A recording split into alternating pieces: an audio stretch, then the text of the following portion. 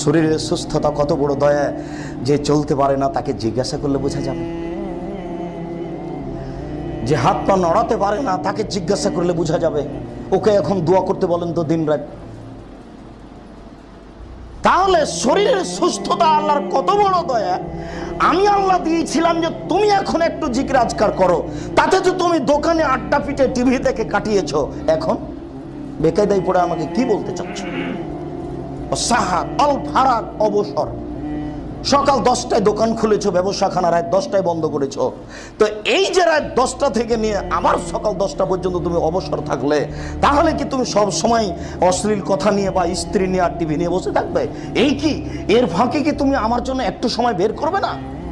মনে রেখো, আমার জন্য একটু সময় বের যদি না করো, তাহলে আমলাও এদাকা জ্ঞানান, আমি আমলাও এদাকা সগলান, তোমার হাতকে আমি ব্যস্ততা দিয়ে পূর্ণ করে দেব।